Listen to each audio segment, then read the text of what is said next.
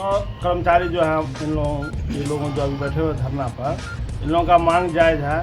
अब पूर्णतः ये बात है जो इन लोगों को जो भी समस्या है एकदम जायज़ है। इन लोगों को पहले भी इन लोगों को परमानेंट हो जाना चाहिए, लेकिन विश्वविद्यालय प्रशासन अभी तक इन लोगों को नहीं किया है। इनको करना चाहिए। जब कोर्ट से भी लोग जीत के आए हुए हैं, जैसे कि हम 2 आदमी को जानकारी है वैसे 9 आदमी का डिग्री है, लेकिन 2 आदमी मोहन मिश्र और विनोद झा का तो हमको पता है कि इन लोग तो डबल बेंच में भी जीत के आए हुए हैं।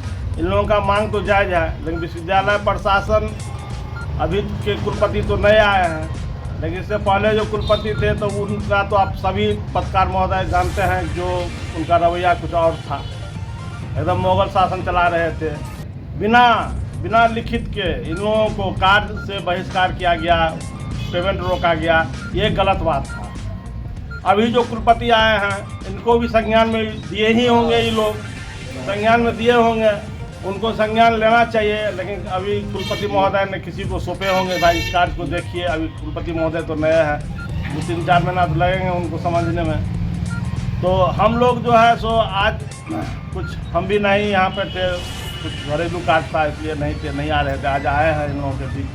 अगर इन लोगों का समस्या का निदान नहीं होता है तो हम लोग इनका फुल समर्थन देंगे और करेंगे। जो जैसे होगा इन लोगों के लिए हम लोग अपने करेंगे।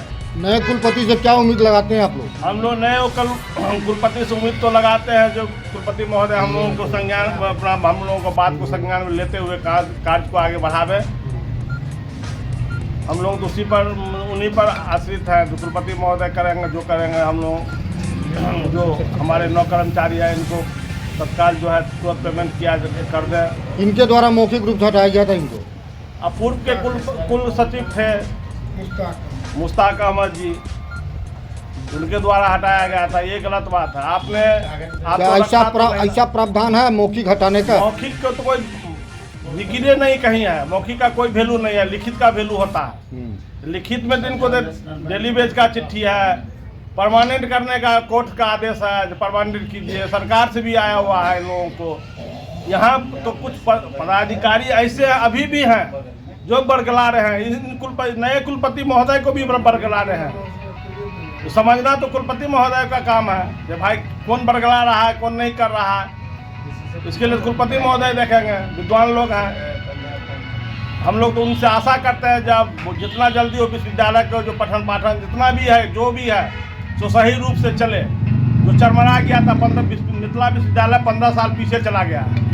ये 3 साल के दरमियान मिथिला विश्वविद्यालय मतलब बहुत पीछे चला गया है, जो कुछ नहीं बचा हुआ है मिथिला यूनिवर्सिटी में।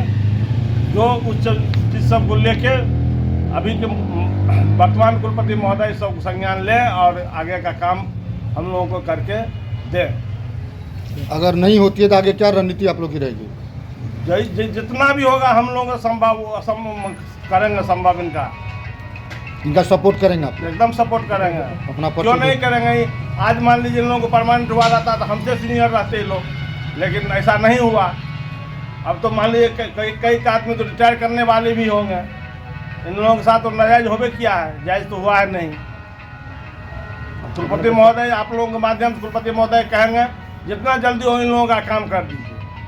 अपना परिचय दे दीजिए। मेरा नाम वाशंकर प्रसाद सिंह, कर्मचारी संघ अध्यक्ष लेफ्टिनेंट। ये लोग न्यायालय से इन लोगों का सभी आदमी के न्यायालय के आदेश के आलोक में अस्थायी नियुक्ति हुई। 2011 में नोटिफिकेशन हुआ, सरकार में गया, सरकार से भी बराबर पत्राचार हो रहा है कि विश्वविद्यालय के प्रशासनिक नकारात्मक रवैये के कारण इन लोगों के साथ अन्याय हो रहा है। ये लोग को बीच में फिर सरकार से आदेश आया तो अस्थायी को दैनिक प्राथमिक पर माने कि डेली बेज पर कर दिया गया, लेकिन उसका भी भुगतान इन लोग को मिल रहा था जिस तरह कम सम। बाद में किसी ऐसे पदाधिकारी के मौखिक आदेश से इन लोगों से काम लेना बंद कर दिया गया और इन लोगों का एक कैसे वेतन भी नहीं दिया गया। ये लोग काम किए हुए हैं। इन लोगों का मांग है कि तत्काल जो है सो हमको तो कोई आदेश नहीं है हटाने का, तो हमको काम पर वापस लिया जाए और तत्काल जो है सो हम लोगों का जो बकाया वेतन है उसका भुगतान किया जाए और न्यायालय का जो आदेश आएगा उसका पालन हम लोग भी करेंगे, यूनिवर्सिटी भी करे न्यायालय में अभी मामला जो है सो एमजेसी चल रहा है। अब माननाबाद का जो फैसला होगा वो दोनों पक्ष मानेंगे, लेकिन हमें तत्काल काम पर देते, हमारा बकाया वेतन देते। और इसके लिए हम लोग भी कई बार बोले हैं, लेकिन विश्वविद्यालय प्रशासन में कुछ ऐसे पदाधिकारी है जिनके नकारात्मक रवैये के कारण इन लोगों का अभी तक भुगतान नहीं हो पाया है। यानी आपके कर्मचारी संघ के द्वारा कितना सहयोग इन लोगों को मिलेगा? इनको पूर्ण सहयोग आज हम लोग देने आए हैं। हमारे कर्मचारी है, ये हमारे कर्मचारी है, इनको पूर्ण सहयोग का आज जो है सो विश्वास देते हैं। इस संबंध में हमने पिछले जो है सो शुक्रवार को 2-4 पदाधिकारी जो मुख्यालय उपस्थित थे उनसे हम लोग बात किए कि इनकी समस्या का समाधान करिए, नहीं तो बाध्य होकर के कर्मचारी संघ जो ललित नारायण मिथिला विश्वविद्यालय कर्मचारी संघ जो निर्णय लेगा वो बिहार राज्य विश्वविद्यालय कर्मचारी महासंघ इनके मिथिला विश्वविद्यालय कर्मचारी संघ के साथ रहे। अपना परिचय दीजिए। शंकर यादव, प्रदेश अध्यक्ष, बिहार राज्य विश्वविद्यालय कर्मचारी महासंघ पटना।